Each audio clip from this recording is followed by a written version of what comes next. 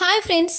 గతేడాది ఎడాపెడా సినిమాలు తీసి చాలా కష్టపడిపోయింది పెళ్లి సందడి ముద్దుగుమ్మ శ్రీలీల.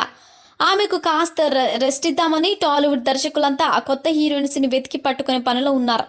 అలా శ్రీలీలకు చెక్ పెడుతూ ఈ మధ్య కాలంలో కొత్త హీరోయిన్స్ ఒక ముగ్గురు నలుగురు ఇండస్ట్రీకి వచ్చేశారు.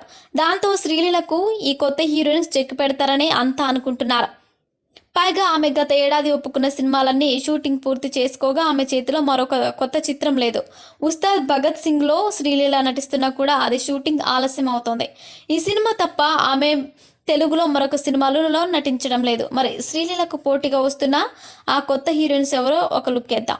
అమిగో సినిమాతో కళ్యాణ్ రామ్ సరసన నటించి తొలిసారిగా తెలుగు సినిమా ఇండస్ట్రీలోకి పరిచయమైంది ఆషికా రంగనాథ్. ఆ చిత్రం తర్వాత నాసామిరంగ సినిమాలో నాగార్జున సరసన నటించి మంచి గుర్తింపును దక్కించుకుంది. ఈ సినిమా విజయవంతం కావడంతో ఆమెకు ప్రస్తుతం ఆఫర్లు వెల్లువెత్తడం పెరుగుతున్నాయి.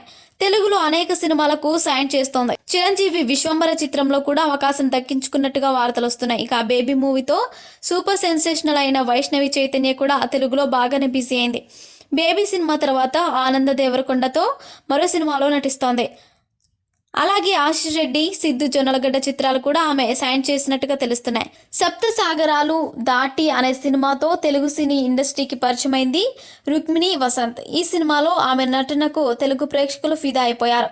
రవితేజ, అనుదీప్ సినిమాలతో తెలుగు సినిమా ఇండస్ట్రీలో నేరుగా రుక్మిణి రాణిస్తున్నట్టుగా తెలుస్తోంది. ఇదే కాకుండా తమిళంలో కూడా శివకార్తికేయన్ సరసన ఓ చిత్రంలో నటిస్తుండగా ఇప్పటికే తమిళంలో తాను చేసిన మరొక చిత్రం విడుదలకు సిద్ధంగా ఉంది. మిస్టర్ బచ్చన్ సినిమాతో రవితేజ సరసన మరో కొత్త అమ్మాయిని పరిచయం చేస్తున్నారు ఆ చిత్ర టీం.